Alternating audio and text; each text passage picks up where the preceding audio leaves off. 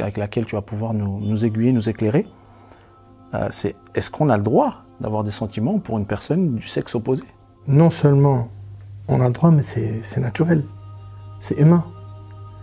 C'est humain, c'est, subhanallah, notre prophète, alayhi salatu wassalam, qui est le meilleur des hommes, il dit, alayhi salatu wassalam, hubbiba ilayya min dunyakum, il dit, il m'a été enjolivé, il m'a été enraciné, l'amour de certaines choses de votre bas monde, at-tib, le parfum, les femmes.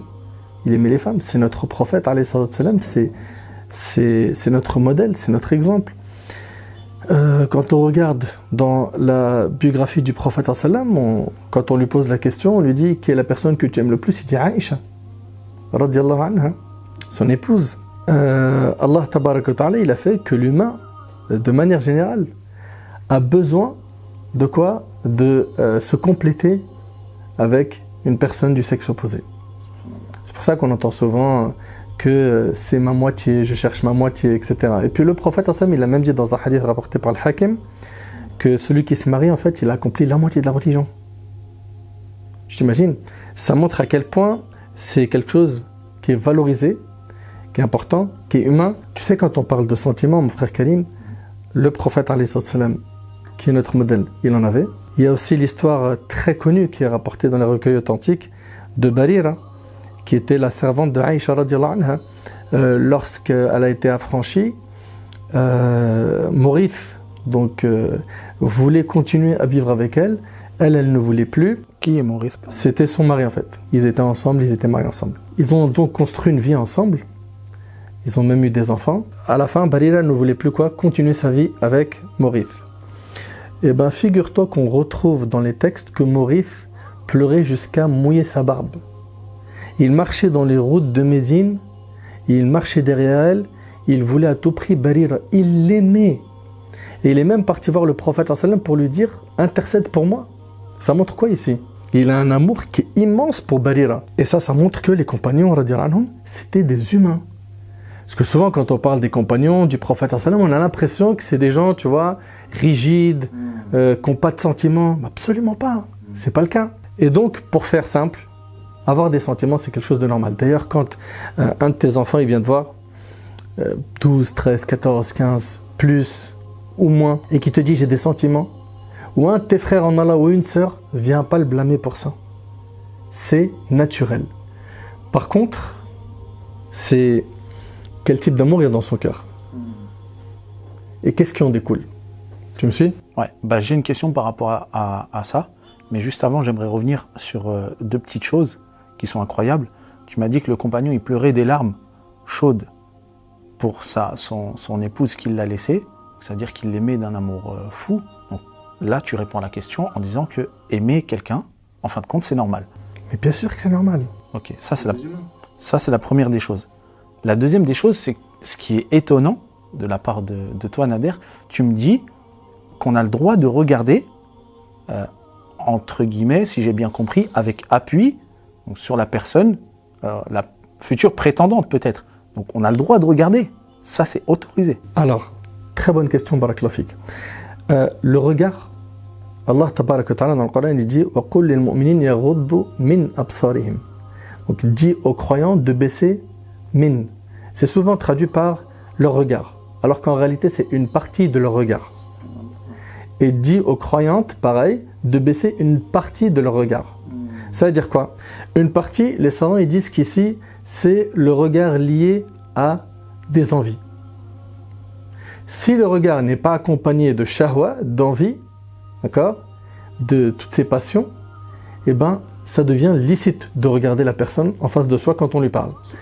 Par contre, si jamais le regard il est accompagné d'envie, de mauvaises idées, etc., là, il incombe au frère et à la sœur de baisser le regard. C'est interdit de regarder une personne, voilà, physiquement, il commence à regarder ses formes, etc. Ça, c'est quelque chose, écoute bien, hein, la règle, c'est qu'il n'a pas le droit. Par contre, quand on est dans une demande de mariage et qu'on s'assoit pour discuter avec la personne, là, il est recommandé de bien regarder la personne qui est en face de soi. C'est un peu logique, subhanallah. C'est pas ce qu'on entend habituellement en général. Mais c'est plus que logique. On n'est pas en train de pêcher un poisson dans l'eau, que ce soit du côté de l'homme ou de la femme.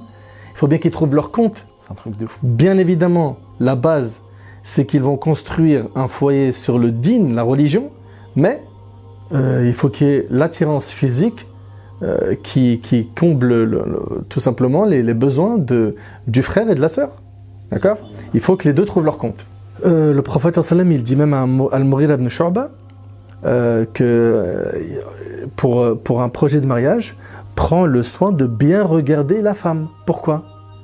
Pour qu'en fait tu trouves ce qui va t'attirer et ce qui va te permettre de te marier. D'ailleurs, subhanallah, Jabir radiyallahu anhu, quand il a entendu que le prophète sallam, il a dit que quand quelqu'un il veut demander une femme, qu'il prenne le temps de bien la regarder.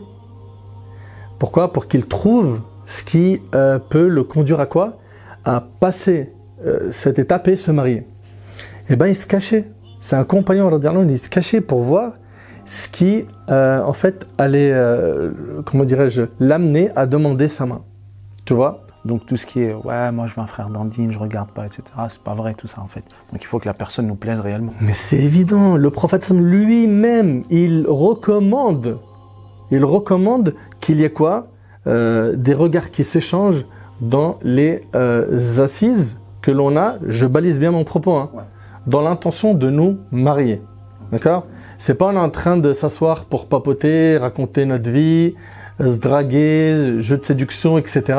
Là, à la base, qu'est-ce que tu fais dans cette assemblée ? Et ça, on en parlera après, Inch'Allah. J'ai pas envie de brûler les étapes, mais c'est pas normal, ça. Ça arrive. Donc là, tu m'as confirmé que aimer, c'était quelque chose de normal. D'accord ? Donc l'amour, c'est quelque chose de normal en islam. Quels sont les types d'amour ? Il y a un amour qui est permis. D'accord ? Et il y a un amour qui est interdit. L'amour permis, mon frère Karim, c'est celui où j'ai pas en fait joué le jeu avec le diable pour tomber dedans. Je m'explique. C'est un frère ou une sœur qui aime telle personne, d'accord, qui rêve même de se marier avec ce frère, qui rêve de se marier avec cette sœur, et ils n'ont rien fait de haram entre eux. Ça veut dire quoi ? Mais comment ils se sont aimés, tu vas me dire ? Normalement, on s'aime, généralement, on s'est fréquenté, on a papoté ensemble, etc. Ben, il est possible que ce soit tout simplement un voisin d'immeuble, un voisin dans le quartier, qu'elle voit souvent, ou bien quelqu'un tout simplement de la famille, ou un camarade de classe au lycée, à la fac, ou dans une association, dans un lieu de travail, okay, où elle parle avec respect aux personnes qu'elle côtoie dans le travail. Dans ce travail-là, il y a un frère qui est marquant par son comportement, sa piété, qui baisse le regard, qui fait très attention à lui, etc. Elle a observé ses qualités et elle a des sentiments, d'accord ? Elle peut même en arriver à aimer, d'accord ? Et on ne peut pas la blâmer, que ce soit donc cette femme ou ce frère, on ne peut pas les blâmer d'aimer quelqu'un sans avoir quoi ? Ouvert la porte du haram. D'accord ?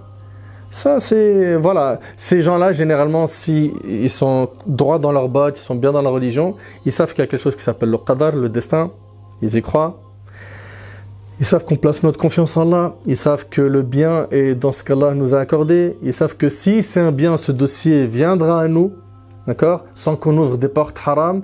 Ils vont multiplier les invocations, ils vont peut-être parler à des personnes pour qu'ils essayent en fait de les connecter entre eux. En commun. Voilà, qu'ils connaissent, etc. D'accord ?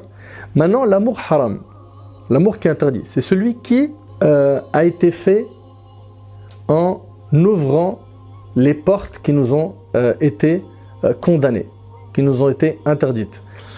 Je m'explique. Allah tabarak wa ta'ala, il dit dans le Coran, et c'est clair comment Allah subhanahu wa ta'ala, subhanallah, il en parle, il dit « Wala taqrabu zina » n'approchez pas la fornication. La fornication, on le sait, que c'est un grand péché, qui est interdit dans le Coran, qui est interdit par la sunna du prophète sallam.